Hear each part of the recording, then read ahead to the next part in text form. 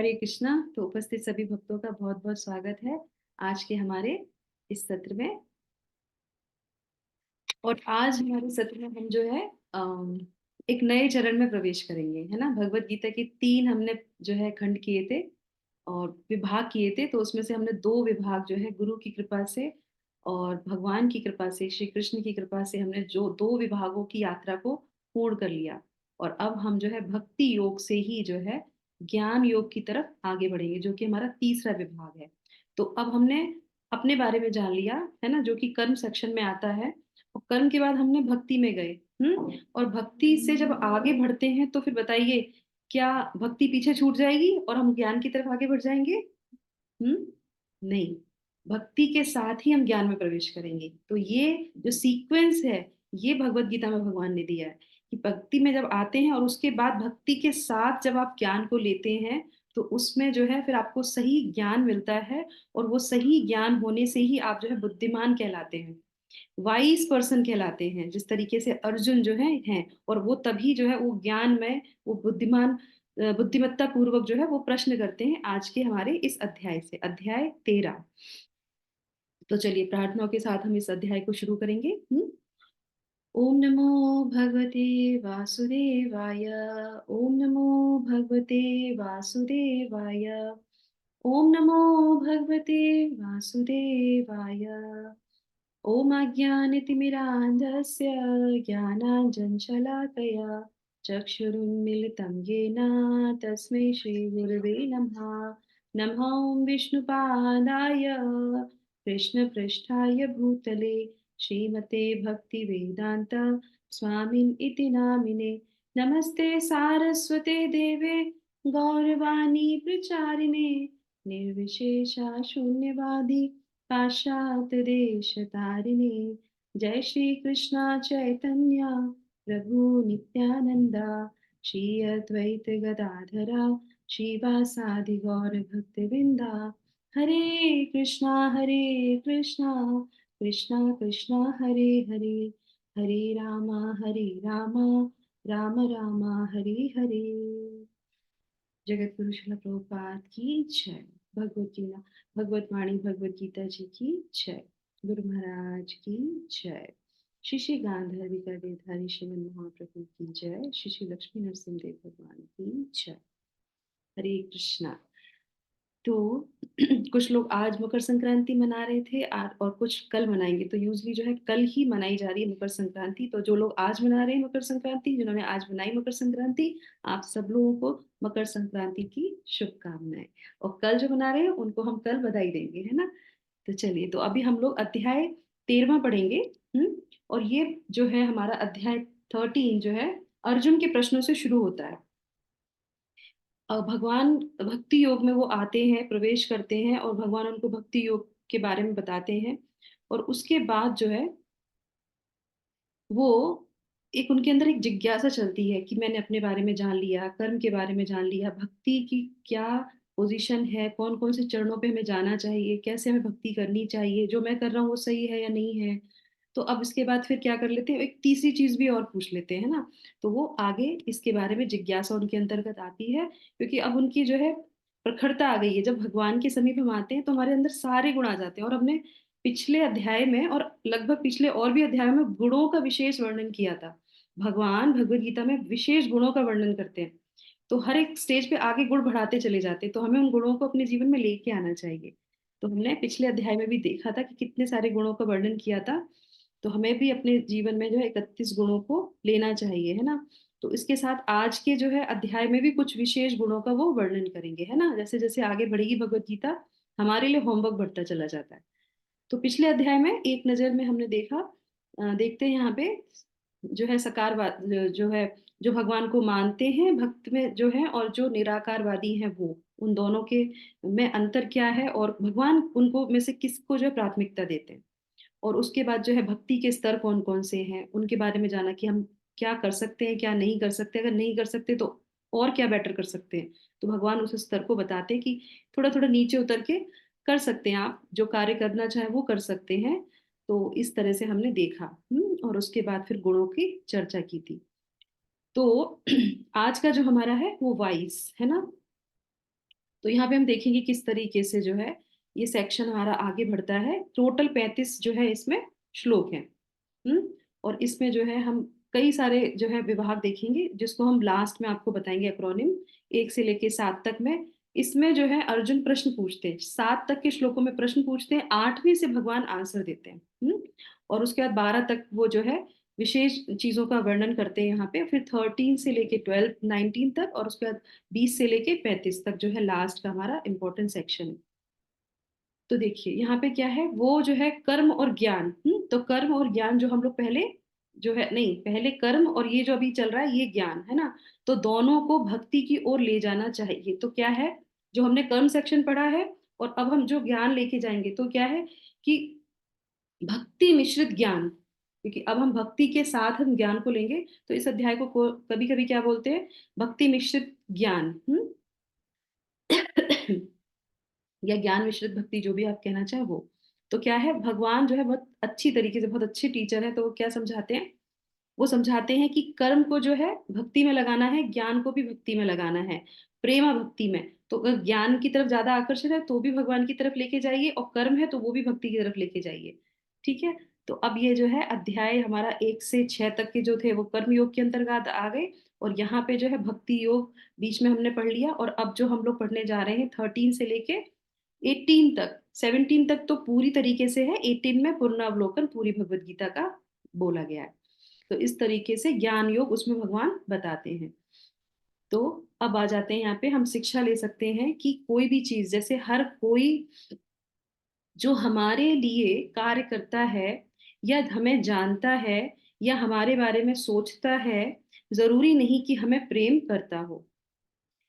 उसी प्रकार से, उसी प्रकार जो कुछ भी कहते हैं, या हम जो कुछ भी हमें ज्ञान है, उसकी सार्थकता तभी है जब हम उसको, उससे जो है भगवान से प्रेम करना सीखें। है ना।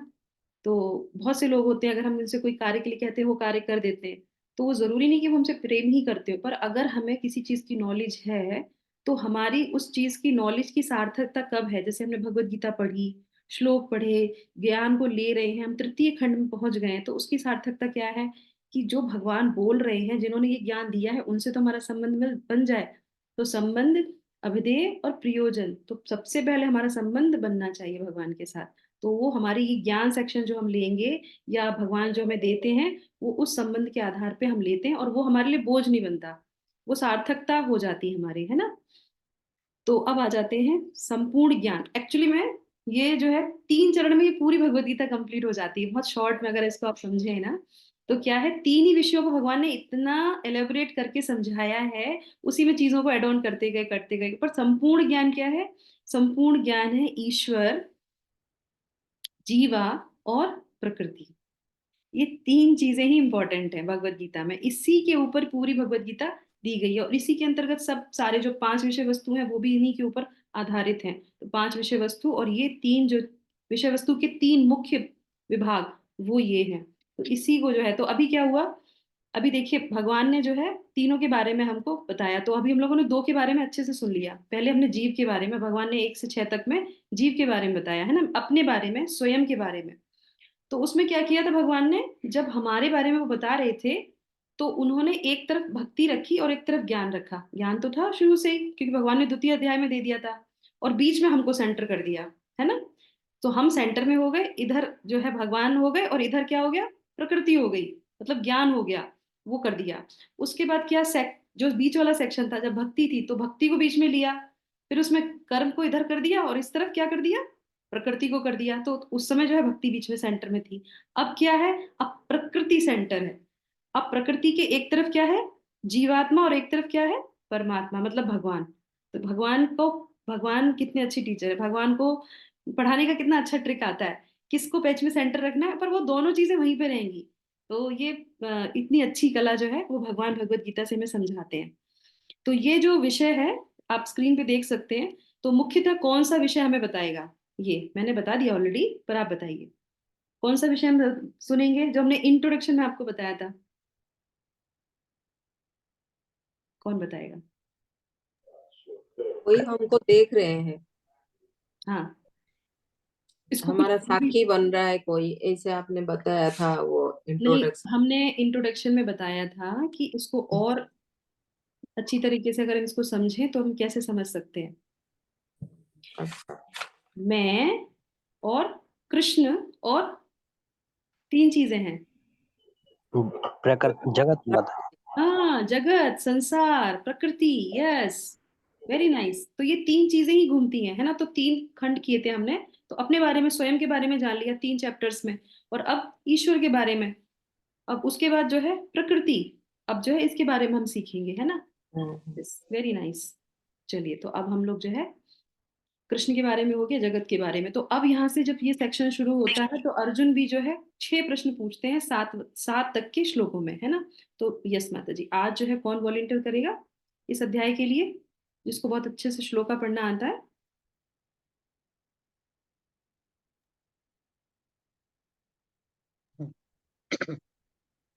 मैं पढ़ूं? हाँ, पढ़िए। यस, चलिए, पहला श्लोक नंबर 1।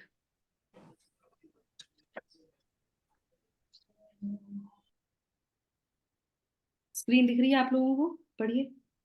अच्छा ठीक है, मैं बुक से निकाल रही थी।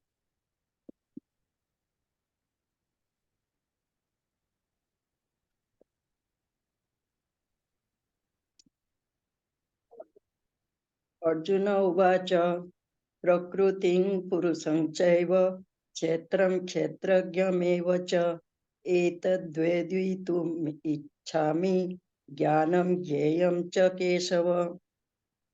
यस माता जी। तो यहाँ पे दूसरा पढ़ो। भगवान क्या कहते हैं, नहीं अभी यहाँ पे भगवान, वो सॉरी, अर्जुन जो है प्रश्न करते हैं। तो यहाँ पे 6 प्रश्न वो करते हैं।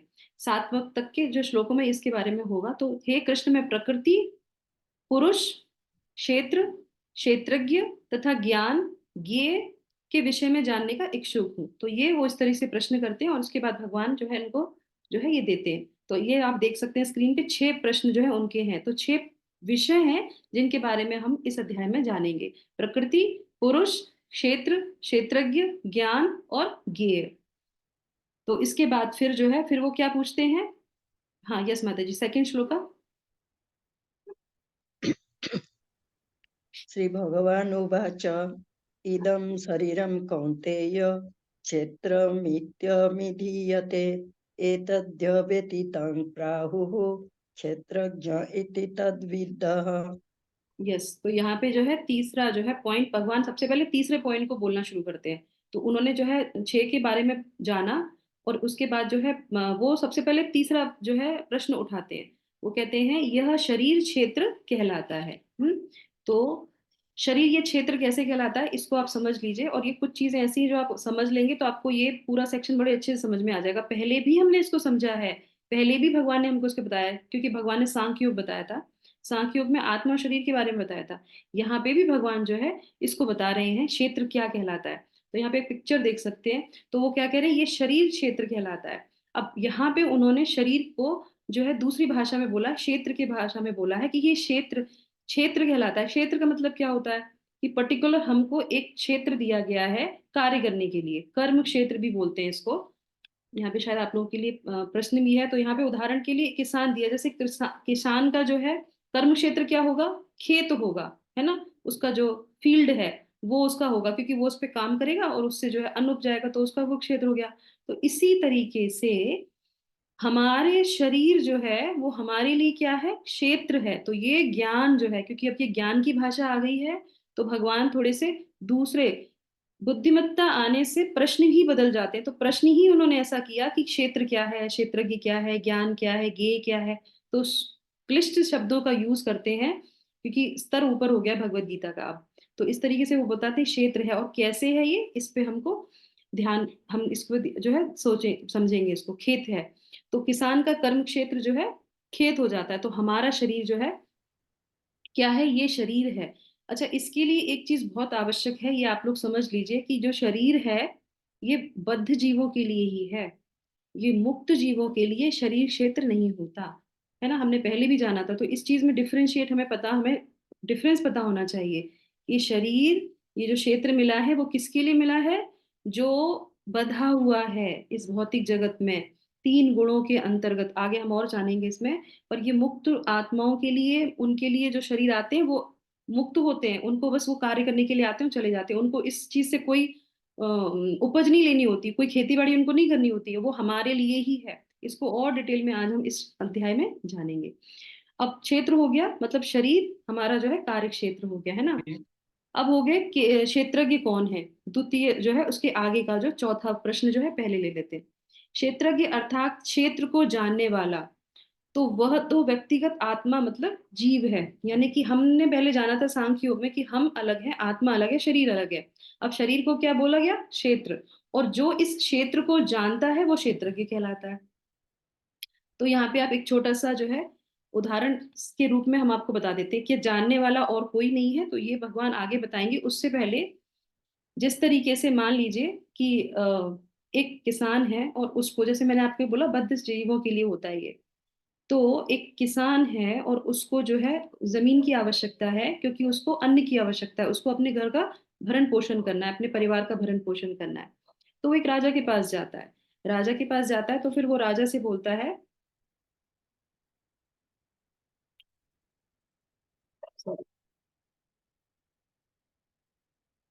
वो राजा के पास जाता है और राजा से बोलता है कि मुझे जो है आप एक क्षेत्र दे दीजिए, एक छोटा सा जो है खेत का टुकड़ा दे दीजिए, जिससे मैं फसल उपजा सकूं और अपने जीवन यापन कर सकूं।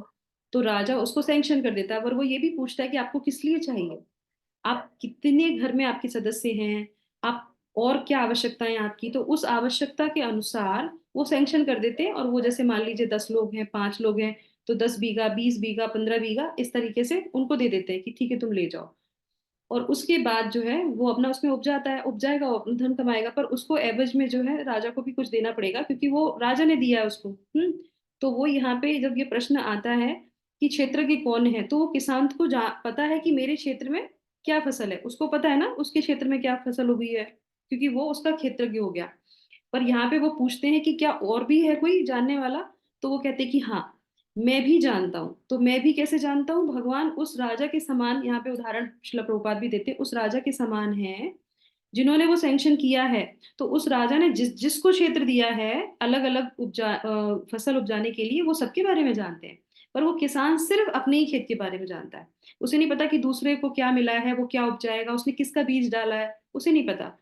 पर भगवान को सबके खेतों के बारे में पता है, किसको उन्होंने क्या दिया है, और वो क्या फसल उगाएगा वो भी उनको पता है, और वो उगा के उसको क्या मिलेगा उनको सब के बारे में पता है। तो ये यहाँ पे दो तरीके के हमारे क्षेत्र हो गए।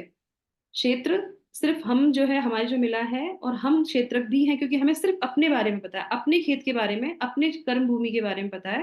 पर भगवान को सबके बारे में पता है, तो इसलिए दो हमारे क्षेत्रज्ञ हो गए। अब वो कहते हैं कि दोनों को जानने में क्या अंतर है, तो वो जैसे मैंने अभी आपको बताया बस यही है। तो इसको आप ध्यान से पीडीएफ के अनुसार देख सकते हैं कि मैं परमात्मा समस्त शरीरों का ज्ञाता हूँ, जीवात्मा केवल। पीडीएफ तो नहीं दिख रहा है माता जी आज। हरे कृष्णा। तो जैसे कि भगवान जो है सबसे पहले क्षेत्र के बारे में बताते हैं, क्षेत्र क्या कहलाता है, और उसके बाद फिर जो है, तो जैसे किसान के बारे में उदाहरण मैंने अभी दिया, और राजा के बारे में, तो राजा को सबके क्षेत्रों के बारे में पता होता है, तो इस तरीके से जो भगवान है उनको पता रहता है। तो भगवान कहते हैं कि मैं भी हूँ, जो मुझे भी पता है, तो वो भी जो है क्षेत्रज्ञ कहलाते हैं। ठीक है, तो दो लोग हो गए। तो इस तरीके से दोनों को जानने में अंतर क्या है, तो ये यहाँ पे जो है हम समझने का प्रयास करेंगे इसको स्क्रीन के अनुसार। Okay, 1 minute. यहाँ पे क्या है, सबसे पहले क्षेत्र और क्षेत्रज्ञ। तो क्षेत्र क्या हो गया, क्षेत्र उन्होंने बताया खेत जिसमें हम हल चलाते हैं, कार्य करते हैं। और शरीर, तो ये शरीर किसको मिला हुआ है, आत्मा को ये शरीर मिला है, जिसको हम कर्म क्षेत्र बोलते हैं। तो ये स्थिति ऊपर हो गई, समझने की बात है। इसको जो एक बार जिसने ये समझ लिया कि ये क्षेत्र है, इसको कार्य करना है, ये आत्मा को ये एक शरीर ऐसा मिला है जिसको जैसा बीज डालोगे वैसे ही फसल मिल जाएगी। तो ये स्तर देखिए, भगवत गीता में धीरे धीरे ऊपर बढ़ा दिया भगवान ने, और बता दिया कि अपने खेत में जैसे भी आप बीज डालेंगे आपको वैसा ही क्या मिलेगा, फसल मिलेगी। तो ये जो है बहुत इंपॉर्टेंट और बहुत उच्च वाला जो है ज्ञान है। और क्षेत्रज्ञ कौन हो गया, वो किसान जानता है, मतलब जो है हम आत्मा, हम जानते हैं इस चीज को कि हम अलग हैं और हमारा शरीर अलग है। और उसके बाद राजा और परमात्मा, तो राजा की कौन हो गए, भगवान कृष्ण हो गए। परमात्मा के रूप में जो है वो भी जानते हैं कि आपको जो है ये क्षेत्र मिला है और आपके क्षेत्र के बारे में मैं जानता हूँ। आप अपने क्षेत्र के बारे में जानते हैं, मैं भी आपके क्षेत्र के बारे में जानता हूँ।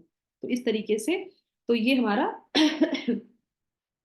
ज्ञान हो गया। तो पांचवा हमारा ज्ञान था। तो ज्ञान किसको बोलते हैं? अब हमारा क्या था, क्षेत्र, क्षेत्र से शुरू किया, फिर क्षेत्रज्ञ, अब आ गया ज्ञान। तो ज्ञान में क्या आता है, इनको जो जान लेता है वही ज्ञान कहलाता है। हम्म। क्षेत्र, क्षेत्रज्ञ, ज्ञान को जो जान लेता है वही कहलाता है। ज्ञान है क्या, ज्ञान को जानने का ही ज्ञान ज्ञान कहलाता है। सोचिए आप। तो इस तरीके से अब आ जाते हैं आगे। तो ये ज्ञान का जब सेक्शन चल रहा था, तो यहाँ पे जो है आप यहाँ पे देख सकते हैं कि जो है ये बोस्टन में जो है यूनिवर्सिटी है, जो सबसे हायर यूनिवर्सिटी होती है, जिसमें टेक्नोलॉजी के बारे में बताया जाता है। तो शिला प्रभुपाद एक बार जब जाते हैं वहां पे तो पूछते हैं कि ये टेक्नोलॉजी है, मतलब टेक्नोलॉजी कोई भी मटेरियल चीज, भौतिक चीजों को समझाने का एक स्थान है। तो ये बताइए कि इसको चलाने के लिए जो चेतना चाहिए उसका ज्ञान कहाँ है, कहाँ पे दिया जा रहा है इसका ज्ञान? तो उसके लिए कुछ कोई संस्था नहीं है। तो उसके लिए क्या है, वो जो भगवत गीता में दिया जाता है। तो भगवत गीता ऐसा नॉलेज है जिसमें पूरा ज्ञान है, अधूरा ज्ञान नहीं है। किसी भी यूनिवर्सिटी में चले जाइए, पूरा ज्ञान आपको वहां पे नहीं मिलेगा, क्योंकि वहां पे सिर्फ जड़ पदार्थ के बारे में बताएंगे और शरीर के बारे में बताएंगे, पर आत्मा के बारे में कोई नहीं बताएगा। तो वो भगवत गीता में हमें ज्ञान मिलता है। तो यहाँ पे आप एक रिसर्च उस पर देख सकते हैं। एक प्रश्न आप लोगों के लिए जनरल नॉलेज का, मैंने स्क्रीन पे भी लगा रखा है, आप देख सकते हैं यहाँ पे। किस देश में सबसे ज्यादा विश्वविद्यालय हैं, बताइए? भारत में। और आप ये अभी का जो है देख सकते हैं, लेटेस्ट जो है 2003 का, कितने हैं? 3,200। 3,200 जो है विश्वविद्यालय, कहाँ पे? सिर्फ भारत में। ये भारत की जो है रिसर्च की गई है। पर जो है भगवान का जो चेतना का जो ज्ञान है, आत्मा को जो ज्ञान है, वो कहीं नहीं मिलता। तो ये इस तरीके से आप देख सकते हैं स्क्रीन पे। ऊपर जो है लेटेस्ट दी गई है, नीचे वाली जो है 2000 की दी गई है, 2020 की दी गई है। चलिए, भौतिक प्रकृति से संबंधित जो है ये दिया जाता है। तो शिला प्रभुपाद कहते हैं शरीर को चलाने वाली, ये जो जितना भी आप दे रहे हैं, तो शरीर को चलाने वाली जो आत्मा है, उसका अध्ययन जो है, उसका तकनीकी विभाग कहाँ है, उसके लिए क्या किया है आप लोगों ने? तो यहाँ पे शिक्षा हमें बहुत अच्छी मिलती है। बहुत ध्यान से सुनिएगा, यहाँ की आज की जो शिक्षाएं हैं या आगे जो सत्र में आने वाली शिक्षा है, वो भी थोड़ा सा उनका स्तर ऊंचा होगा। जब तक हम आत्मा व परमात्मा का ज्ञान, अर्थात आध्यात्मिक ज्ञान प्राप्त नहीं कर लेते, तब तक हमें कितना भी ज्ञान क्यों न हो, वह अधूरा ही रहेगा। और जब तक ज्ञान अधूरा रहेगा, हम अपने भीतर पूर्णता का अनुभव कैसे कर पाएंगे? तभी हमको जो है एक एम्प्टीनेस लगता है, एक अधूरापन लगता है, हमको एंजाइटी आती है, क्योंकि हमको पूरा ज्ञान है ही नहीं। तो भगवान भगवत गीता में हमें संपूर्ण ज्ञान देते हैं, क्योंकि वो पूर्ण है और उनके द्वारा जो बताया गया ज्ञान है वो भी जो है पूर्ण है, कुछ भी उसमें से आधा अधूरा नहीं है। और जो इस ज्ञान को आगे बढ़ाता है, जो इस ज्ञान को देता है, वो ही सही मायने में गुरु कहलाता है। आ जाइए अब। आगे का पॉइंट आता है, क्षेत्र के विषय में थोड़ा और बताइए। इतना सब कुछ जानने के बाद वो कहते हैं क्षेत्र के बारे में और भी हम जानना चाहते हैं। ये हमारे भी प्रश्न होने चाहिए कि क्या है और हम क्या जान सकते हैं इसके बारे में, क्या कर सकते हैं, किस लिए मिला है, क्यों मिला है? तो वो कहते हैं ठीक है मैं बताता हूँ, पर बहुत संक्षेप में बताऊंगा मैं आपको। यदि कोई विस्तार से जानना चाहे तो कहाँ मिल सकता है? अब वो ये भी पूछते हैं कि अगर थोड़ा सा मैं संक्षेप में बता रहा हूँ, अगर कोई इसके बारे में ज्यादा जानना चाहे तो सही बात है, उसके लिए जो है आप महर्षियों के पास जाइए। आप जो है हमारे जो वेदांत सूत्र हैं उसमें भी ये दिया गया है, जो है सारा ज्ञान उसमें मिल जाता है। तो ये छोटा सा इंडेक्स आप लोगों के लिए, जिससे आप समझ सकें कि क्षेत्र जो है कैसे बनता है, मतलब ये शरीर जो है वो कैसे बना है। तो उसके लिए यहाँ पे क्या बताया गया है, उसके लिए बताया गया है पंच महाभूत का शरीर और पंच महाभूत में मिल जाता है ना, ये हमने सुना है ना। तो पृथ्वी, जल, अग्नि, वायु और आकाश। और उसके बाद ज्ञानेंद्रियां होती हैं 5, नाक, जीभ, नेत्र, त्वचा, कान और कर्म, ये ज्ञानेंद्रियां हैं। और कर्मेंद्रियां वाणी, पांव, हाथ, गुदा, लिंग। और उसके बाद है इंद्रियों के विषय। जो पहले हमने ज्ञानेंद्रियां थी, तो इंद्रियों, जब किसी चीज को जानते हैं, महसूस करते हैं, तो किसको महसूस करते हैं, उनके कुछ विषय भी होते हैं। जैसे कि गंध है, स्वाद है, रूप है, स्पर्श है, ध्वनि है। और उसके बाद सूक्ष्म तत्व होता है ना, जो हम जब यहाँ से जाते हैं, जब हम ऊपर वाला ये पंचभूत का शरीर जब यहीं पे छूट जाता है, जब हम यहाँ से जाते हैं, तो ये चीज हमारे साथ जाती है। क्या है वो? मन, बुद्धि, अहंकार। ये हमारे साथ प्रधान, ये हमारे साथ जाता है।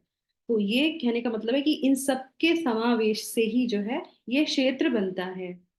और आप देख सकते हैं इन सबका एक दूसरे से कनेक्शन है। जैसे पृथ्वी है, नाक, वाणी, गंध, है ना, उसका कनेक्शन हो गया, नाक का गंध से हो गया, जीभ का स्वाद से हो गया, नेत्र का रूप से हो गया, त्वचा का स्पर्श से हो गया, कान का ध्वनि से हो गया, है ना, ईथर से, आकाश से, जैसे इधर लिखा हुआ है। तो एक दूसरे का कनेक्शन भी है। तो इस तरीके से ये 24 तत्वों से मिलके ये क्षेत्र बनता है। तो ये जो है ज्ञान भगवान इस अध्याय में देते हैं। अब वो प्रश्न करते हैं कि क्षेत्र शरीर में क्या जो है परिवर्तन होते हैं, तो उसके बारे में आप बताइए। तो ये आप ध्यान से देखिए कि कौन कौन से परिवर्तन होते हैं। ये जो शरीर है इसमें क्या परिवर्तन, हमने पहले भी इसको सुना है, हमने द्वितीय अध्याय में जाना था इसको, अभी दोबारा से इसको बता रहे हैं। क्या है? जन्म होता है, 6 परिवर्तन होते हैं ना, हमने जाना था उस बारे में। जन्म होता है, विकसित होता है, थोड़ा बढ़ता है आगे। कौन सा श्लोक था वो? जी जीवाणी, है ना, वो वाला श्लोक नंबर। तो जन्म होता है, विकास होता है, रख रखाव होता है, उसका मेंटेनेंस होता है, और उसके बाद जो है वो दूसरे को उत्पाद करता है, मतलब दूसरे को आगे बढ़ाता है। और उसके बाद जो है उसका पतन होने लगता है, वो धीरे धीरे ढलने लगता है, और फिर लास्ट में उसकी मृत्यु हो जाती है, मतलब वो खत्म हो जाता है। तो ये है चेतना है, इसलिए ये चीजें हो रही हैं, है ना। ये जड़ पदार्थ नहीं है, ये क्या है? ये जीवंत है ना, लिविंग थिंग है, इसलिए ये चीजें चेंज होती हैं, क्योंकि ये क्षेत्र भी क्या है। तो अब आपके लिए यहाँ पे जो है प्रश्न यहाँ पे ये है कि एक जड़ वस्तु में इनमें से क्या परिवर्तित स्वतः आता है? एक, दो, कोई भी चीज, जड़ वस्तु, उसमें जो है इनमें से कौन सी चीज आती है, स्वतः ही याद आती है, या 6 विकास। होते हैं? बताइए। कौन बताएगा? विकास होता है मतलब जी। हम्म विकास होता है, उत्पादन होता है। जड़ वस्तु का मैंने, विकास। मेरा प्रश्न है जड़ वस्तु में से इसमें से क्या हम्म, होता है स्वतः जो आता है परिवर्तन? एक अच्छा। होता है, अनेक होते हैं। यस, मैं आप डालेंगे चैट बॉक्स में डाल दीजिए, माइक खोलने की आवश्यकता नहीं है। बताइए, बताइए, बताइए। हरे कृष्णा। ऑलरेडी हम लोग लेट चल रहे हैं आज। जड़ स्वतः ही पोषण लेने लगती है माता जी ना। क्या होने लगती है? पोषण लेने लगती है स्वतः ही, जड़ जैसे पेड़ पकड़ता है ना। अच्छा, वो जड़, उसकी बात नहीं वो कर रहे हैं हम, नॉन लिविंग थिंग्स की बात कर रहे हैं। Okay okay. पतन होता है माता जी सभी का। पतन होता है, वेरी नाइस, यस। तो उसमें स्वतः ही पतन होता है, करेक्ट। मटीरियल थिंग्स बनती है और खराब होती है, दैट्स ऑल। उसके अंदर कुछ नहीं होता कि वो बढ़ रही है। आपने देखा कभी किसी मशीन को हमने बना दिया, उसके बाद फिर वो बढ़ने लगी, फिर उसमें से एक और चीज निकलने लगी फिर वो घटने लगी, ऐसा होता है क्या? नहीं होता है। नॉन लिविंग थिंग्स में ऐसा नहीं होता है, लिविंग थिंग्स में ऐसा होता है ना, जिसमें चेतना है उसमें ऐसा होता है। तो शरीर में ये क्षेत्र के बारे में गुण जो बता रहे थे कि क्या परिवर्तन है, विकार है, परिवर्तन है, जो भी है वो कैसे होते हैं, तो ये इस तरीके से होते हैं, ठीक है।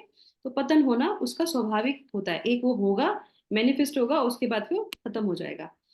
तो हम जैसे भी हैं, हमारा शरीर जैसा भी है, हमारे स्वयं के कर्मों के कारण ही है। और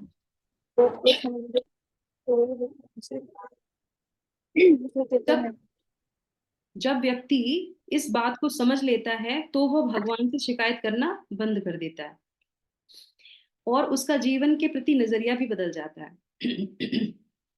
जब ये ज्ञान आ जाएगा कि जो भी हमने अपने क्षेत्र में बोया है बीज, उसके कारण हमको क्या मिला है? शरीर मिला है ना। तो शरीर की बीज जो चर्चा हो रही थी, ये मिला है, तो उसमें क्या है, उसमें पॉइंट ये भी आता है, जैसी आप इच्छा करेंगे, जैसी आपकी डिजायर होगी, तो उसके हिसाब से आपको शरीर मिल जाता है ना। जैसे मान लीजिए आपको गंदी चीजें खाने का बहुत मन है, कुछ भी खा लेते, कहीं पे जाके कुछ भी खा लेना, तो फिर क्या होगा? कौन सी योनि में जाएंगे? जो कुछ भी खा लेता है, जो गंदी ही चीजें खाता है। सीधी सी बात है, क्योंकि चेतना वैसी है ना हमारी, और हमने पूरे जीवन वही काम किया है, तो वैसे ही शरीर मिल जाएगा। मांस खाने के आदी हो जाएंगे, मांस के बिना रह नहीं सकते, तो भगवान कहते कोई बात नहीं, अगली योनि में ऐसे बन जाओ, तुम्हें मांस ही खाने को मिलेगा, और इतना खाना, इतना खाना कि तुम्हें और कुछ नहीं मिलेगा, तुम्हें सिर्फ मांस ही मिलेगा। तुम तुम खुश हो जाओ, तुम्हें जो अच्छा लगता है तुम वैसे ही हो जाओ। तो भगवान उसको सैंक्शन कर देते हैं, और भगवान के साथ साथ उनके जो सबॉर्डिनेट्स होते हैं वो उस चीज पे कार्य करते हैं। तो इसीलिए जो भी हम करते हैं, जो भी हमें मिला है, हम गोरे हैं, हम काले हैं, हम ऊंचे हैं, हम बुद्धिमान हैं, हम बुद्धू हैं, जो भी हमारे अंदर गुण अवगुण जो भी हैं, वो क्या है, अपने कार्य क्षेत्र में करने के अनुसार। तो ये क्यों बताया जा रहा है यहाँ पे कि जो भी आपने कार्य किए हैं उसके अनुसार आपको ये क्षेत्र मिल गया है। अब जो भी मिला है इस पे कंप्लेंट मत कीजिए। आपकी वजह से ऐसा कभी कभी क्या होता है, बच्चा काला हो जाता है तो बच्चा बड़े होके कहता है आपने दूध नहीं पिया इसलिए हम काले हो गए। मम्मी के दूध पीने से बच्चा काला नहीं होता है। अपने खुद के जो है सो चीजों की वजह से वो उसको ऐसी चीजें मिलती हैं। तो ये चीजें जब समझ लेते हैं तो बहुत से हमारे प्रश्न खत्म हो जाते हैं, बहुत से हमारे दोषारोपण खत्म हो जाते हैं, और हम उस चीज को एक्सेप्ट करने लगते हैं। इसीलिए भगवत गीता बहुत आवश्यक है। ये जो ज्ञान भगवान इसमें देते हैं, और जीवन का नजरिया ही बदल जाएगा। फिर हम अपने ऊपर ही ध्यान रखेंगे कि हमें क्या करना है, कैसे करना है ना। तो करेले का बीज बोएंगे तो क्या निकलेगा, करेला निकलेगा। नीम डालेंगे तो नीम निकलेगा। फूल का डालेंगे तो फूल निकलेगा। आम का डालेंगे तो आम निकलेगा। तो आप अपने कर्म क्षेत्र में, आप अपने इस शरीर से क्या कर्म कर रहे हैं, वैसा ही आपको जो है भोगना पड़ेगा, या आपको भोग शरीर मिलेगा। मैंने पहले ही बताया था ये बद्ध जीवों के लिए है, मुक्त जीवों के लिए नहीं है। वो तो सिर्फ हमें बताने के लिए आते हैं। तो क्या सभी बीज एक ही प्रकार के पौधे देते हैं और एक ही समय पे उगते हैं? आप बताइए। बहुत से लोग ये प्रश्न करते हैं, बताऊंगी मैं कैसे ये प्रश्न से इसका कनेक्शन है, बताइए। एक ही समय पे आते हैं, एक ही समय पे नहीं, उग जाते हैं? नहीं माता जी। नहीं। यस, हर बीज का अपना अपना अलग होता है टाइम पीरियड। कुछ देर से निकलेगा, कुछ जो है उसमें जो है उसका स्प्राउट जो आएगा वो देर से निकलेगा, किसी का बहुत जल्दी निकलेगा, किसी का बहुत धीरे धीरे धीरे धीरे लंबा तक निकलता जाएगा। तो जैसे हमारे कर्म होते हैं, जो हमको बोलते हैं ना पनिशमेंट मिल रहा है, अभी क्यों मिला, बाद में क्यों मिलेगा, अब बार बार क्यों मिलता है वो, तो जैसे जैसे जो जो करते जाते हैं वैसे वैसे उसके हिसाब से उसको मिलता चला जाता है। अभी मिल रहा है, कोई बाद में मिलेगा, जैसे मिलेगा जो हमने जैसा बीज डाला है उसके हिसाब से हमको वो चीज भुगतनी ही पड़ती है। तो इस तरीके से है, और समय पे नहीं मिलता है ना। आज हमने कुछ अच्छा कर्म किया तो उसका जो है हमारे अकाउंट में क्या चल रहा है पीछे, उसके हिसाब से हमें उसका उसका फल मिल जाएगा। एक यहाँ पे उदाहरण दिया गया हुआ है, तो आप मुझे बताइए। जो सिंपल सा उदाहरण है, चलिए हम इसको नहीं भी लेते कोई फर्क नहीं पड़ता। तो क्षेत्र की सीमा कैसे, अब ये क्षेत्र की सीमाओं को समझ में आ गया, पूरा क्षेत्र समझ में आ गया, बॉर्डर लाइन समझ में आ गई क्या है क्या नहीं है। तो अब प्रश्न क्या आता है, हमारे अंदर ये प्रश्न आना चाहिए कि अब इस क्षेत्र से जो है इसकी जो सीमाएं हैं उसको हम कैसे पार करें। आप आ तो गए हैं, बंधे हुए तो है ही, अब करना तो है, बंधन में तो बंधे ही हुए हैं, तो इसको कैसे पार करेंगे। तो फिर वो क्या कहते हैं, वो कहते हैं ज्ञान से। अगर आपको ज्ञान होगा तो फिर आप जो है इस चीज से बाहर आ सकते हैं, और आपको क्या करना है वो भी आपको पता चल जाएगा। तो वो कहते हैं कि अच्छा ये ज्ञान से हो सकता है। तो ये जो श्लोक है, श्लोक संख्या 8 पे हम लोग पहुंच गए हैं। तो ये बहुत इंपॉर्टेंट श्लोक है, यहाँ पे भगवान जो है बताते हैं। यस माता जी, श्लोक संख्या 8 पढ़ेंगे वो। हरे कृष्णा। अमानित्वम दम्भी दम्भित्वम अहिंसा शांतिरार्जवम आचार्य उपासनम शौचम स्थैर्यमात्म विनिग्रह। यस माता जी, तो यहाँ पे भगवान ने क्या बताया, यहाँ पे भगवान ने जो है गुण बताए हैं। कितने, 9 गुण। एक ही श्लोक में वो 9 गुण बताते हैं, 8वें श्लोक में वो 9 गुणों के बारे में बताते हैं। ज्ञान आता है तो फिर क्या है, और ये ज्ञान कैसे प्राप्त कर सकते हैं। तो वो कहते हैं अपने अंदर ये गुण डेवलप कीजिए। फिर से उन्होंने बोला हमको होमवर्क के लिए कि अपने अंदर ये ज्ञान अगर चाहिए आपको, कि कैसे हमारे अंदर आएगा, तो वो कहते हैं कि ये गुण लाएंगे तो ज्ञान स्वतः ही आएगा। फिर वो क्या कहते हैं, विनम्रता होनी चाहिए, आपको दम्भहीनता होनी चाहिए, अहिंसा, अहिंसा नहीं करनी है किसी के प्रति, सहिष्णुता मतलब सुख दुख में, मतलब वही हमने जो पहले भी सीखा था, हमको उसको जो है सहन करना ही करना है। और उसके बाद जो है सरलता होनी चाहिए, कटुता नहीं होनी चाहिए हमारे अंदर, कूटनीति वाली जो होती है ना, जैसे दुर्योधन की थी है ना, उसकी जो है बुद्धि थी, तो वैसी नहीं होनी चाहिए। और उसके बाद जो है सरलता होनी चाहिए, हम सरल होने चाहिए। और प्रामाणिक गुरु के पास जाना, ये भी एक गुण है। ये ज्ञान किससे लेना है? प्रामाणिक गुरु से लेना है। ये गुण है हमारे अंदर। अगर हमने गुरु ले रखा है, जैसे आपने सारे गुरु ले लिया और ये गुरु को छोड़ दिया, गुरु को नहीं लेना है, तो कुछ भी नहीं आएगा, सारा चीज बेकार। वो कि गुरु को एक्सेप्ट नहीं करना है, बाकी तो हम सब कुछ डेवलप कर लेंगे। नो, एक चीज को करना है, एक चीज को नहीं करना, ऐसा नहीं है। क्योंकि भगवत गीता में भगवान अगर सारे गुणों का वर्णन क्यों कर रहे हैं? वो छोड़ सकते थे एक गुण को, है ना, पर उन्होंने सबको लाइन से बोला कि ये सारे गुण होने ही चाहिए। तो ईच एंड एवरी गुण बहुत इंपॉर्टेंट है। प्रमाणिक गुरु के पास जाना, पवित्रता और स्थिरता, और उसके बाद आत्म संयम, तो ये गुण जो है उन्होंने यहाँ पे डेवलप करने के लिए बोल दिया। 9 गुणों की जो करते हैं। क्या आध्यात्मिक ज्ञान और भौतिक ज्ञान को प्राप्त करने की विधि एक ही है? अब आप बताइए। हम जब कोई ज्ञान लेने के लिए आगे बढ़ते हैं, तो ये जो है भौतिक जगत में भी बोलते हैं ऐसे होना चाहिए, वैसा होना चाहिए, कि तो दोनों की विधि एक ही हो गई, एक ही है विधि दोनों की? यस और नो? नो। नो, करेक्ट नहीं है दोनों की विधि एक जैसी। अब और भी आगे के गुणों के बारे में चर्चा होगी यहाँ पे, तो उसके बाद 9 से लेके 12 तक के श्लोकों में वो 11 गुणों के बारे में और बताएंगे। यस, तो ये माता जी कोई पढ़ना चाहे पढ़ सकती हैं। और कोई पढ़े? ठीक। समय नहीं है अभी हमारे पास, ठीक है, तो हम लोग उसको कवर कर लेते हैं यहाँ पे। आप लोग पढ़ सकते हैं। 9 श्लोक संख्या 9 से लेके 12 तक में जो है 11 जो है गुणों का वर्णन और करते हैं, ठीक है। तो आध्यात्मिक ज्ञान जागृत करने के लिए इन 20 माध्यमों या गुणों की विविधता स्वीकार करनी होती है। तो ये जो है भगवान यहाँ पे बोलते हैं। तो आगे वो क्या कहते हैं कि उन माध्यमों से क्या जाना जा सकता है। जैसे मान लीजिए हमें ज्ञान आ गया और हमने ये कर लिए, तो अब उसको लेके करेंगे क्या? हमें उसके आगे जानना क्या है? तो फिर वो बताते हैं कि ब्रह्म को जान जाएंगे आप। किसको जान जाएंगे? ब्रह्म को। तो ब्रह्म तो शब्द हमने बहुत बार सुना है। अब यहाँ पे क्या भगवान नया चीज बता रहे हैं? यहाँ पे नई चीज ये बता रहे हैं, वो कहते हैं कि जीव भी ब्रह्म है और पर ब्रह्म भी ब्रह्म है। ये हमने पहले भी जाना था, है ना। और जो प्रकृति है वो भी ब्रह्म है, तीनों ही है। जैसे मान लीजिए एक पेंटर है, वो क्या करता है? पेंट करता है, चित्र बनाता है। तो चित्र क्षेत्र, चित्र को देख लिया, और उसके बाद जो पेंटर है उसको भी देख लिया, और उसके बाद जो प्रकृति है, जो ब्रश है, उसको भी जान लिया। ठीक है, तो ये तीनों चीजों को जानना, ब्रह्म ब्रह्म के बारे में जानना। तो अब यहाँ पे एक शब्द बहुत क्लिष्ट सा आता है कि कैसे इसको समझ सकते हैं। तो आत्मा परमात्मा के ज्ञान को समझ लेना, जो ब्रह्म है। तो जो जानने वाला है उसको जानना है, और जो जानने के लिए है, मतलब जैसे हम हैं, तो उसको भी जानो, और जो जानने योग्य है उसको भी जानो। तो वो जो है ये ज्ञान की कसौटी पे हमें समझ में आता है। उसको बोलते हैं ज्ञेय, है ना। तो यहाँ पे ये उदाहरण के लिए है कि जानने वाला और जिसे जानना है वो एक ही है क्या?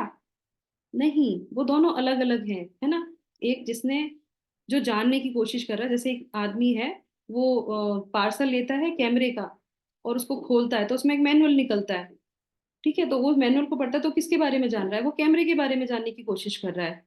तो जो जानने की कोशिश कर रहा है वो, और जिसको जानने की कोशिश कर रहा है वो, तो दोनों चीजों के बारे में ये ज्ञान की जो है पराकाष्ठा हो जाती है।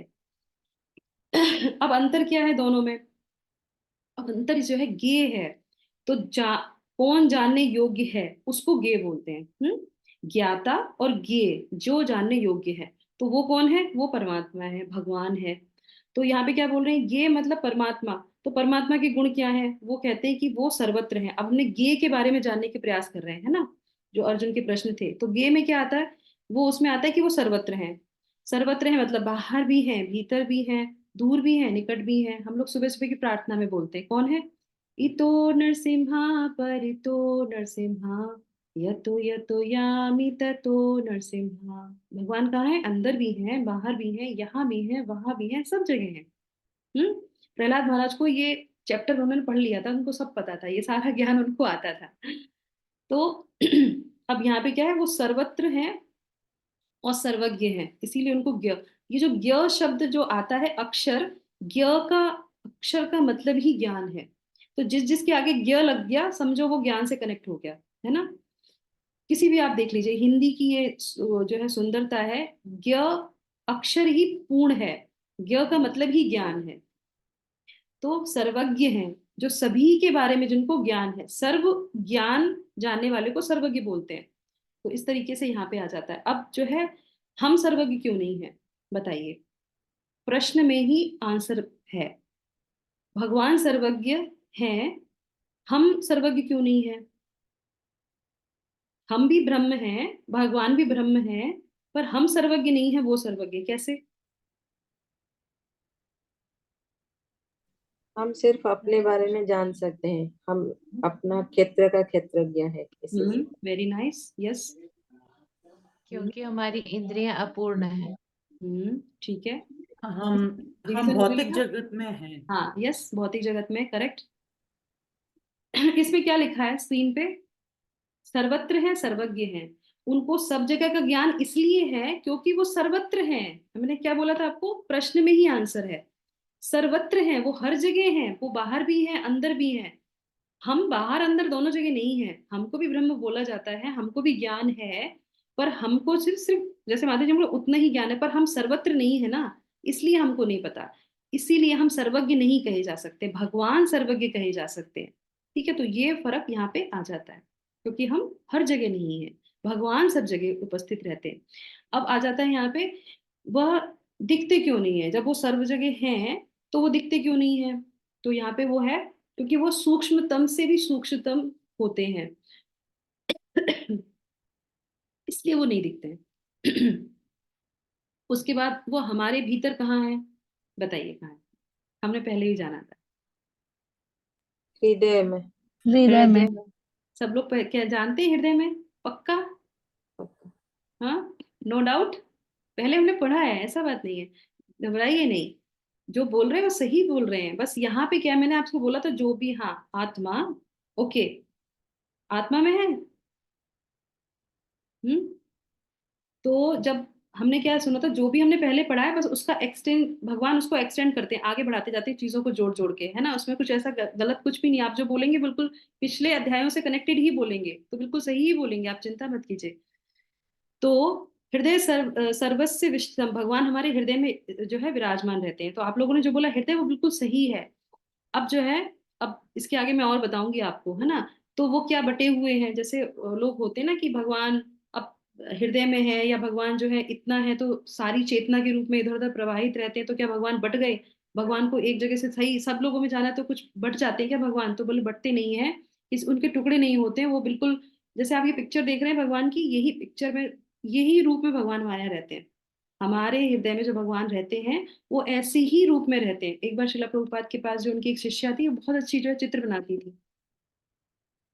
तो वो जो है शिला प्रभुपाद से बोलती हैं कि शिला प्रभुपाद, आपने बोला है कि हृदय में जो है भगवान की पिक्चर बनाओ। अभी आप कभी भी भगवत गीता खोल के देखिएगा, आगे के कुछ पन्नों में बहुत अच्छे अच्छे पिक्चर्स हैं जो रिप्रेजेंट करते हैं जो हम लोग पढ़ रहे हैं। ज्ञान है, कर्म सेक्शन है, जो भी बहुत इंपॉर्टेंट है उसकी पिक्चर्स हैं। तो वो उनके डिसाइपल्स ने ही बनाई है, जो बहुत अच्छी एक चित्रकार उनकी डिसाइपल थी, उन्होंने बनाया। तो उन्होंने पूछा, प्रश्न किया। तो ये प्रश्न मैं भी आपसे करना चाहती हूँ कि वो उन्होंने पूछा कि भगवान जो हमारे हृदय में हैं वो कैसे दिखते हैं? उसको उनको हम कैसे बनाएंगे? भगवान है, कुछ फॉर्म है, जैसे इतने सारे फॉर्म आप दिखाते हैं, वो जो अंदर है उनकी फॉर्म क्या है? आप सोचिए, ये अपने आप में प्रश्न कितना उचित है और कितना महत्वपूर्ण है। हमने इतनी बार सुना भगवान हमारे हृदय में, पर हमारे अंदर ये कभी प्रश्न नहीं आया कि भगवान जो हमारे हृदय में वो है कैसे, कौन सा रूप है उनका। हमने दो भुज रूप देखा, चतुर्भुज रूप देखा, विश्व रूप देखा, बाल गोपाल को हम जो है सेवा करते हैं वो हैं, जगन्नाथ जी हैं। कौन सा रूप हमारे अंदर विराजमान रहता है? कौन सा रूप रहता है विराजमान, बताइए।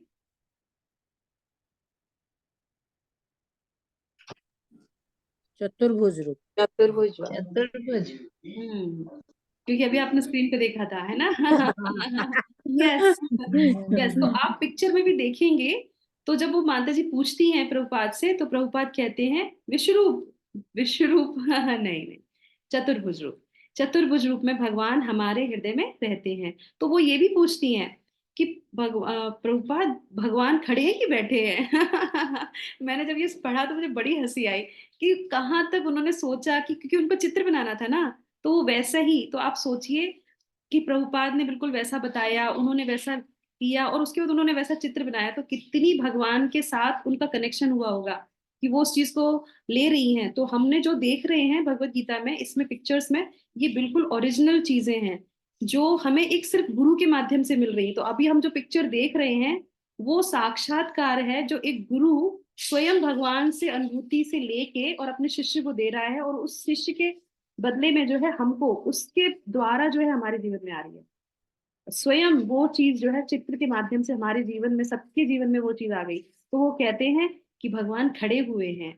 तो आपने जो पिक्चर देखी, ये पिक्चर ओरिजिनल है कि भगवान हमारे हृदय में खड़े रहते हैं और चतुर्भुज फॉर्म में रहते हैं। पर श्रीमद् भागवतम में क्या बोलते हैं कि जो भगवान, जैसे श्रील प्रभुपाद जैसे जो भक्त हैं भगवान के, उनके हृदय में भगवान क्या करते हैं, आराम करते हैं। वो भगवान वहां पे रेस्ट ले लेते हैं, क्योंकि हमारे में तो वो खड़े ही रहेंगे, क्योंकि हमारी इतनी डिजायर्स रहती हैं, वो आराम कर ही नहीं पाते हो, कभी ये चीज, कभी वो चीज, कभी क्रोध, कभी कुछ। तभी भगवान भगवत गीता में क्या बोलते हैं, ये सारे गुण डेवलप कर लो, क्योंकि मैं अंदर रह के तो बहुत बेचैन रहता हूँ, क्योंकि तुम लोग इतना मुझे परेशान करते हो। तो ये हम इससे कनेक्ट कर सकते हैं ना। तो इस तरीके से वो कहते हैं कि वो जो है अ, हृदय में विराजमान रहते हैं, ठीक है। और उसके बाद फिर आगे देखिए कितनी सुंदर भगवान की प्रतिमा है ना। बटे हुए नहीं है, एक ही है। तो इसका उदाहरण भी भगवत गीता में देते हैं कि किस तरीके से वो बटे नहीं है। जिस तरीके से जो है पॉट जो होते हैं, मिट्टी के पॉट जो होते हैं जिनमें पानी भरा रहता है, तो उसमें जब पूरी तरीके से सनलाइट आती है तो सूरज सभी में दिखाई देता है, सभी में वो जो है रोशनी दिखाई देती है। तो भगवान इस तरीके से सब में रहते हैं, पर भगवान बटे नहीं है, भगवान तो भगवान ही है। पर अपना पूरा स्वरूप वो जो है सबके साथ जो है शेयर करते हैं, वो सब में जो है एक्सपेंड हो जाते हैं, है ना। उसमें कुछ बटने वाला और कम ज्यादा वाला कोई यहाँ पे प्रश्न ही नहीं उठता। तो इस तरीके से जो है यहाँ पे अब आ जाते हैं उस पॉइंट पे जो हम लोग डिस्कस किया था।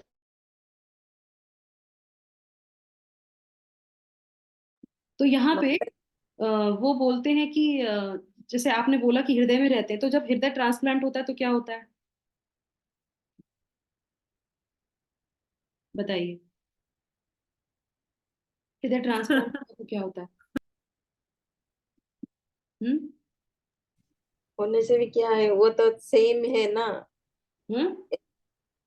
हम्म। हृदय ट्रांसप्लेंट होने से जो हृदय उनके हृदय में लगेगा उसमें भी तो परमात्मा रहेंगे, वो उधर भी। सूक्ष्म शरीर में रहते हैं।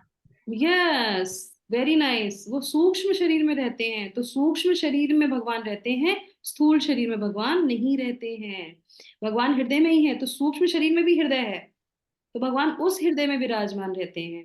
इसीलिए वो किसी को नहीं दिखाई दे सकते हैं, सिर्फ उसको दिखाई दे सकते हैं जो, अब प्रश्न करेंगे अर्जुन इस तरीके का, तो हम लोग को इसलिए नहीं दिखाई देते क्योंकि हमारा जो है हम शरीर में देखने का प्रयास करें तो नहीं दिख सकते। डॉक्टर को इसीलिए तो कहते हैं कुछ तो है जो निकल जाता है, क्यों डेड हो जाते हैं, क्यों, चर्म चक्षु से थोड़ी ना देख सकते हैं आप उस चीज को। पर भगवत गीता में इस पर डिटेल में भगवान इस ज्ञान सेक्शन में हमें ये बताते हैं। तो ट्रांसप्लांट अगर होता है तो वो स्थूल शरीर का होता है, सूक्ष्म शरीर का कोई नहीं कर सकता, इसीलिए जो है भगवान वहां पे विराजमान रहते हैं। अगर भगवान निकल गए तो फिर जो है ट्रांसप्लांट करिए या ना मत करिए, फिर वो शरीर का कुछ जो है औचित्य नहीं रह जाएगा, है ना, उसका कोई मूल्य नहीं रह जाएगा। तो नश्वर हो जाएगा। तो इस तरीके से यहाँ पे हमने ये जाना। अब वो बोलते हैं आगे, भगवान बताते हैं कि प्रकृति जिसका भोग किया जाए और पुरुष जीवात्मा जो भोग करता है, दोनों मेरी शाश्वत शक्तियां हैं। अब प्रकृति के बारे में वो बताना प्रारंभ करते हैं। तो यहाँ से सेक्शन हमारा चेंज हो जाता है, 20 से लेके 21 में ये वो बोलते हैं। और वो पहले और दूसरे जो हमने पहले छोड़ा था, है ना, थर्ड से हमने स्टार्ट किया था, भगवान ने स्टार्ट किया था थर्ड से। तो अब वो जो है पहली मतलब प्रकृति और पुरुष के बारे में बताते हैं। तो प्रकृति क्या है, जिसका भोग किया जाए। जो पेंटर है, जिससे वो चित्र बना रहा है, तो वो चित्र किससे बना रहा है, पेन से बना रहा है, पेन ब्रश से बना रहा है, तो उसका उपयोग कर रहा है, उसका भोग कर रहा है चित्र बनाने के लिए, तो वो प्रकृति हो गई। और पुरुष जो बना रहा है ना, तो इस तरीके से। और ये मेरी शाश्वत शक्तियां हैं। तो परहा प्रकृति अपरा प्रकृति हमने पहले भी पढ़ा था, है ना। अब भगवान जो है उसको विशेष रूप से बताते हैं, कहते हैं पुरुष शक्ति कैसे हो सकता है, यदि वह शक्ति है तो उसे भी प्रकृति कहना चाहिए। ये पॉइंट बहुत अच्छा है। पुरुष कैसे शक्ति हो सकता है, जीवात्मा यानी कि हम, वो कैसे हो सकता है, अगर वो ऐसा है, आपके अंदर दोनों चीजें हैं, तो जब वो प्रकृति है, आप ही तो परम पुरुष कहलाते हैं, तो वो कैसे पुरुष कहला सकता है, उसको भी प्रकृति कहलाना चाहिए। तो वो कहते हैं कि हाँ, बद्ध अवस्था में जीव जो कि मेरी परा प्रकृति है, अज्ञानता के कारण स्वयं को पुरुष मान बैठता है। तो भगवान भी इस चीज को कहते हैं कि वो जो है परम पुरुष नहीं है। पुरुष तो है पर परम पुरुष नहीं है, वो तो सिर्फ भगवान कृष्ण ही कहलाते हैं। और जिसको ये ज्ञान नहीं होता है, जैसे हमने कल के सत्र में भी जाना था, कि जो अपने आप को भोक्ता मानते हैं, जो अपने आप को जो है पुरुष मानते हैं, वो गलत करते हैं, क्योंकि भगवान ही अकेले पुरुष हैं, बाकी सब जो है पुरुष नहीं है। वो अज्ञानता के कारण ऐसा होता है। तो अज्ञानतावश बद्ध जीव स्वयं को ही परम भोक्ता मान लेता है और भोग करता है। पर भगवान क्या कहते हैं 22वें श्लोक में? यस माता जी पढ़िए। हरे कृष्णा। हरे कृष्ण। पुरुषः प्रकृति स्थितो हि भुक्त्यै प्रकृति जान गुणान कारणम गुण संज्ञस्य सद्यो अनिजन्मसु। इस प्रकार, यस आगे पढ़िए। ट्रांसलेशन। इस प्रकार जीव प्रकृति के तीनों गुणों का भोग करता हुआ प्रकृति में ही जीवन बिताता है। यह उस प्रकृति के साथ उसकी संगति के कारण है। इस तरह उसे उत्तम तथा अधम योनियों मिलती रहती। यस। तो अब यहाँ पे वो क्या बता रहे हैं? वो बता रहे हैं कि जो भी हम डिजायर करते हैं, क्योंकि हम इस भौतिक जगत में आते हैं, है ना, और भौतिक जगत में आने के बाद जो भी हम डिजायर करते हैं वो प्रकृति से हमें मिल जाता है। और फिर वैसे ही हम उसके संलग्न में लिप्त हो जाते हैं। जैसे मान लीजिए किसी को शराब पीना है, तो शराब पीने के लिए सैंक्शन प्रकृति करेगी। अब सैंक्शन प्रकृति करेगी तो वो किस में आ गया? वो तो तमोगुण में चला गया। तमोगुण में चला गया, उसने पूरा जीवन वैसे ही रखा, अपना क्षेत्र का वैसा उपयोग किया, तो अगले जन्म में क्या क्या बनेगा? वो अधम जो है निम्न योनि में चला जाएगा। तो तीनों गुणों के अंतर्गत हम लोग बंधे रहते हैं, आगे वाले चैप्टर्स में आएगा। और उसी के अनुसार ये प्रकृति जो है उसको कंट्रोल करती है, वैसे उसको चीजें देती है भगवान के अंडर में रह के, और वैसे ही वो भोग करके ऊपर और नीचे के लोगों को मिल जाता है, उसके अनुसार मिल जाता है। तो ये हमारा यहाँ पे योनियां मिलती हैं भौतिक प्रकृति के अनुसार। ठीक है। तो वास्तविक पुरुष कौन है? भगवान वो कहते हैं कि वो तो बद्ध आत्माएं हैं जो नहीं जानती, अज्ञानता के कारण वो ऐसा समझती है कि वो पुरुष है। तो भगवान क्या कहते हैं कि वो ही है परम पुरुष। तो 23 में वो बोलते हैं। यस माता जी, बहुत अच्छा श्लोक है ये इस अध्याय का। हरे कृष्ण। उपदष्टा अनुमंता च भर्ता भोक्ता महेश्वरः परमात्मेति च अप्योक्तः देहे अस्मिन् पुरुषः परः। यस। तो भी इस शरीर में एक अन्य दिव्य भोक्ता है जो ईश्वर हैं, परम स्वामी हैं और साक्षी हैं तथा अनुमति देने वाले के रूप में विद्यमान रहते हैं, और जो परमात्मा कहलाते हैं। तो उपद्रष्टा च अनुमंता, तो वो क्या है? उपद्रष्टा है। उप जैसे ये भी चल रहा है हमारा सत्र, कौन सा चल रहा है ये? भगवत गीता ओवरव्यू। ओवरव्यू मतलब ऊपर से जो है पूरी तरीके से उसको हम कवर कर रहे हैं। तो भगवान भी क्या करते हैं? उपद्रष्टा, ऊपर से सारी चीजों को कवर कर लेते हैं, वो सब कुछ देखते रहते हैं। और देखते रहते हैं तो हमें जो डिजायर करते हैं भगवान अनुमति दे देते हैं। और वो ही भरता है, जो भी कुछ है वो ही भोगने वाले हैं, भोगता है, महेश्वरा है वो। तो इस तरीके से वो कहते हैं, और वो ही परम पुरुष कहलाते हैं। तो ये ज्ञान जो है इसमें वो अर्जुन को देते हैं। अब आ जाते हैं एक उदाहरण उदाहरण पे, कि हम जो भी करते हैं उसको देखने वाला कौन है? कैसे कोई बता सकता है कि हमने ये किया वो किया सब किया? भगवान कह रहे कि तो वो हर चीज को कैसे देख सकते हैं? भगवान एक जगह रह के सबको कैसे देख सकते हैं? तो भगवान इस चीज का भी यहाँ पे बोलते हैं कि साक्षी होते हैं। और ऐसा नहीं है, मेरे भी कई जो है मेरे अंतर्गत जो कार्य करते हैं वो भी जो है तो वो यहाँ पे बताएंगे साबित करने के लिए। अगर कोई हमने जुर्म किया है तो देखिए यहाँ पे साक्षी के रूप में वो इस अध्याय में बताते हैं वो कौन कौन से हैं जो हमें दिन रात देखते रहते हैं और हमारे इर्द गिर्द रहते हैं, जो हम उनको हमने कभी नोटिस ही नहीं किया। वो क्या है? पृथ्वी, जल, अग्नि, वायु, आकाश, दिशाएं, चारों दिशाएं, दिन, रात, संध्या, सूर्य, चंद्रमा, देवतागण, और सबसे बड़े यमराज। ये सब भगवान के जो है सीसीटीवी कैमरा है। भगवान उनके द्वारा जो है सब कुछ देखते रहते हैं। ये सब भगवान के कार्य में करते रहते हैं। अगर आप कहाँ कर्म करेंगे? पृथ्वी पे करेंगे। जल, अग्नि सब आपके इर्द गिर्द रहता है, तो सब साक्षी हैं। ये सब भगवान को बताते हैं, अपडेट करते रहते हैं यमराज को, और यमराज उस हिसाब से सैंक्शन करते रहते हैं। तो ये सब भगवान के अंतर्गत कार्य करते हैं। तो भगवान बताते हैं ये सब साक्षी हैं, ये सब बताएंगे कि आपने क्या किया और क्या नहीं किया। तो आप सोचिए कि हमें जो कर्म कर रहे हैं हमें कितना सतर्क होकर करना चाहिए, कितना उलझन भरा हुआ है हमारा ये जीवन, और हमें क्या लगता है हम मुक्त हैं। हम कहीं से भी मुक्त नहीं है। अगर ये सेक्शन जब आप पढ़ेंगे आगे तक तो आपको पता चलेगा हम कितनी बुरी तरीके से बंधे पड़े हुए हैं, और हमें क्या लगता है हम स्वतंत्र हैं, हम हमें कोई बंधन की जरूरत नहीं है। बंधन अगर भगवान से बांध लेंगे तो मुक्त हो पाएंगे, नहीं तो और भी बंधते चले जाएंगे और इतना नीचे गिरेंगे कि कितने जन्म लगेंगे बाहर उठने में। जो आज हम लोग पढ़ रहे हैं, भगवान की असीम कृपा है कि हम भगवत गीता के इन ज्ञानों को ले पा रहे हैं कृपा से, गुरु की कृपा से, और अपने जीवन को उद्धार करने का प्रयास करेंगे, है ना। तो नियम क्या है, शिक्षा से ले लेते हैं कि कर्म का नियम हमें जिम्मेदार बनाने के लिए दिया जो है बनाया जाता है। कभी कभी लोग कहते हैं ना कि क्यों बंधन में बांध दिया गया है। तो जेल में भी जब किसी मनुष्य को डाला जाता है, इसलिए नहीं डाला जाता कि वो फिर जो है उसको सजा दे दी और वो खत्म नहीं, इसलिए डाला जाता है कि एटलीस्ट वो उस चीज को पश्चाताप करे और फिर वो दोबारा ना करे। तो उसको वहां से जो है सही बनाने के लिए इसीलिए उसको उसमें डालते हैं कि तुम इतने दिन रहो, और वहां पे जो और काम होते हैं उसको करने के लिए देते हैं। तो एटलीस्ट उस चीज से बाहर निकल के आ पाए, उसको सुधारने के लिए करते हैं। यदि यह नियम ना हो तो समाज में सुव्यवस्था और शांति कभी भी नहीं आ सकती, है ना। पेनल्टी लगती है हमारी जो है, रोड हमने क्रॉस कर दी, हमने गलत चीजें कर दी तो हम सीसीटीवी में आ गए और उसकी पेनल्टी लगी कि अगली बार से ऐसा मत करना, अभी किया इसकी पेनल्टी भरो, अगली बार से नहीं करना। और हमें पूरे जीवन कितनी हम पेनल्टी देते हैं, अपने शरीर से देख लीजिए, अपने आसपास की चीजों से देख लीजिए कि हम पेनल्टी भर रहे हैं, पर हमें कभी उस चीज का एहसास नहीं हुआ कि हम ये भोग रहे हैं। जो दुख हो रहा है हमारे जीवन में, जो संताप आ रहा है, वो क्यों आ रहा है, क्योंकि हम ये पेनल्टी भर रहे हैं जो हमने किया है। आगे ना करें उसके लिए सतर्क हो जाइए।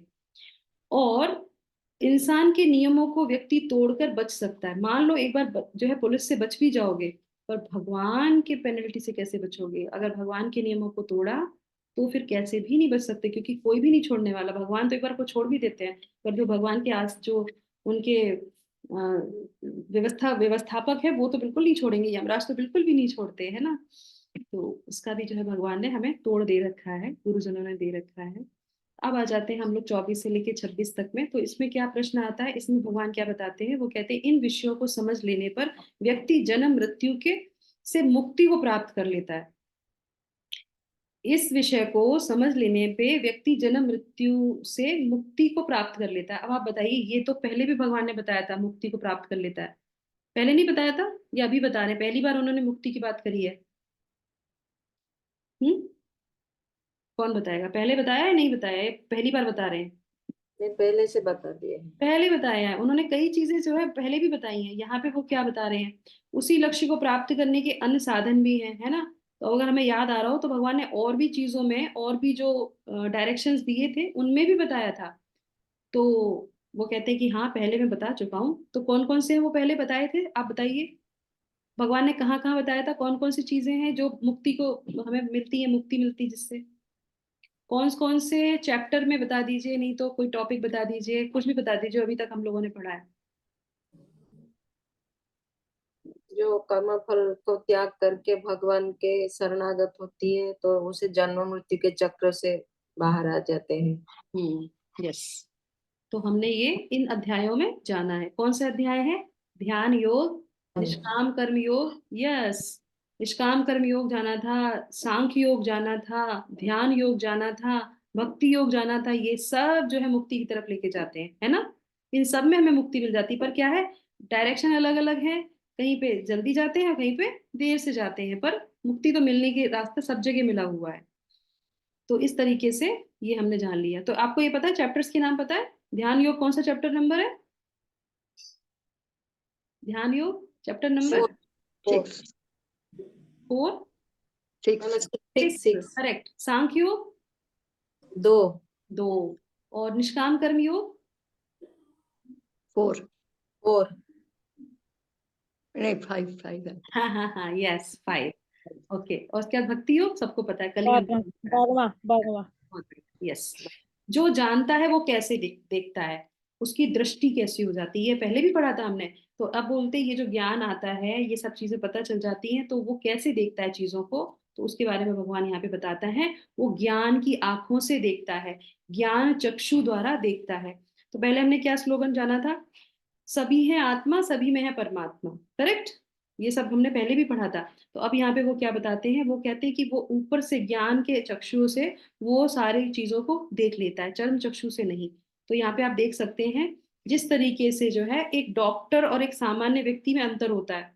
जो पारंगत हो जाते हैं, जिन्होंने स्टडी कर रखी है, जिनको सब कुछ पता है, ऐसा क्यों बोल रहे हैं यहाँ पे, हमें ये समझाने का प्रयास क्यों कर रहे हैं, क्योंकि हमारी दृष्टि में परिवर्तन आना चाहिए। अब हम भगवत गीता के 2 विभागों को पढ़ चुके हैं, तो अब हमारी दृष्टि चेंज होनी चाहिए।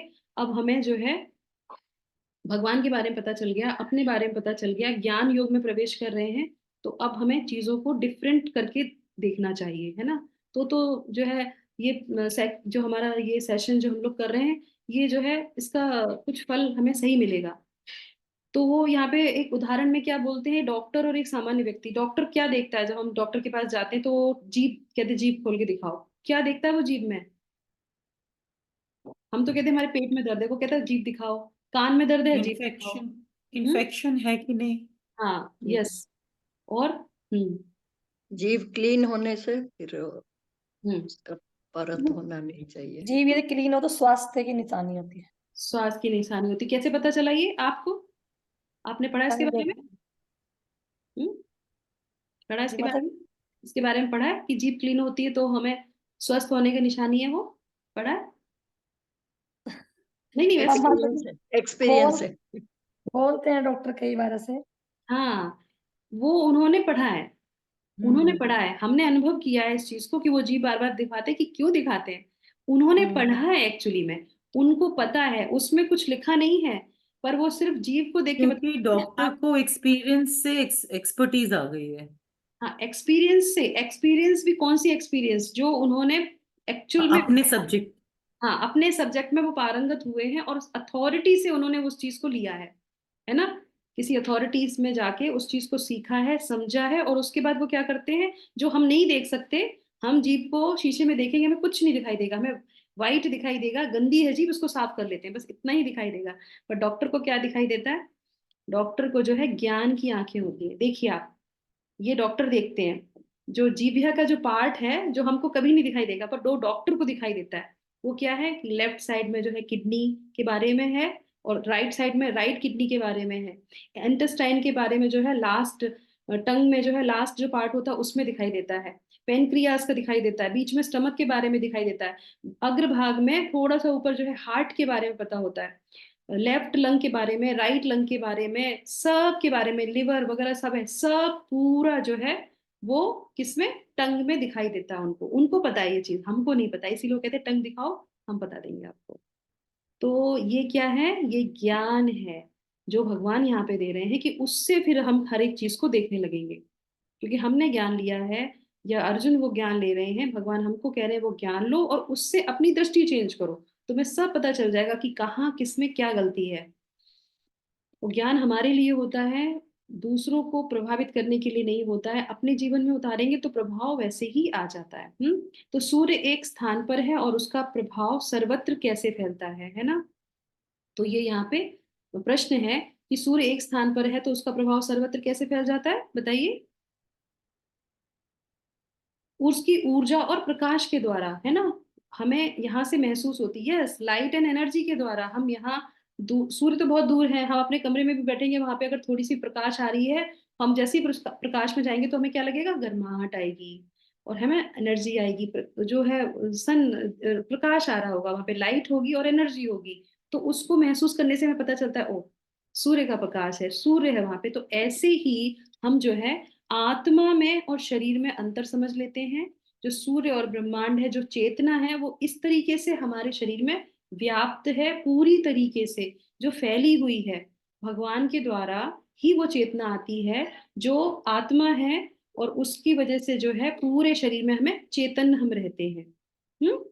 तो अगर हमें किसी भाग में चेतना नहीं है, सुन पड़ गया है, वो भाग काम नहीं कर रहा है, तो क्या है, वहां पे चेतना नहीं जा रही है, वहां पे जो है एनर्जी नहीं पहुंच रही है, इसलिए वो भाग काम नहीं कर रहा है।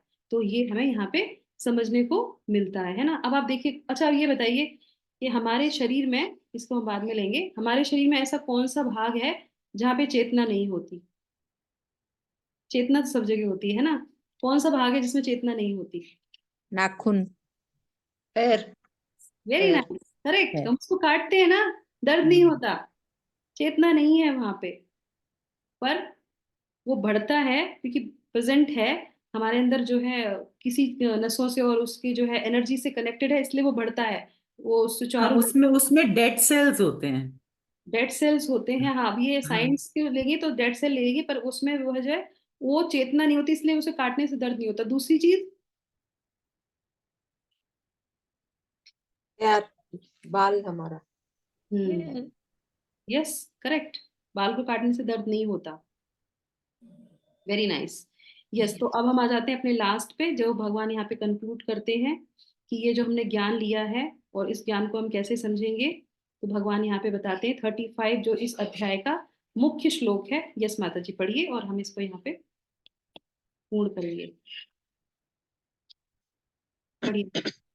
क्षेत्र क्षेत्रज्ञयो एवं अंतरम ज्ञान चक्षुषा भूत प्रकृति मोक्षम च ये विन्दुः यन्ति परम। तो भगवान हरे यहाँ पे क्या कृष्ण। बताते हैं, भगवान यहाँ पे बोलते हैं कि जो लोग ज्ञान के चक्षुओं से शरीर और शरीर के ज्ञाता के अंतर को देखते हैं और भव बंधन से मुक्ति की विधि को भी जानते हैं, उन्हें परम लक्ष्य प्राप्त होता है। तो ज्ञान का मतलब क्या है? ज्ञान की सार्थकता उसी में ही कि हम अपने आप को समझें और इस शरीर को समझें। तो पहले हमने सांख्य योग समझा था, है ना, सारा ज्ञान भगवान ने दिया था। अब भगवान क्या कह रहे हैं, ये तुम्हारा क्षेत्र है, इसमें उसी के हिसाब से कार्य करो। तो वो उसको अंतर समझ लेते हैं। और ज्ञान क्या है? यही है, इन तीनों चीजों को जो ज्ञान ले, जो समझ लेता वो ज्ञान है। और वो ज्ञान आने के बाद जो ज्ञेय है, जिसको समझा जा सकता है, उसको समझना चाहिए, मतलब ईश्वर को, भगवान को। और जो भगवान को समझ लेता है वो ही मुक्ति प्राप्त कर सकता है। तो ये हमारे ज्ञान का जो सार है वो निकल के आता है। तो इस तरीके से हमारा ये हो गया। तो वाइस में हमने देखा था कि वाइस क्वेश्चंस, जब ज्ञान बढ़ता है तो हमारे क्वेश्चन बदलते हैं, हमें बुद्धिमत्ता के साथ प्रश्न करने चाहिए, बुद्धिमत्ता के साथ उसको अपने जीवन में उतारना चाहिए।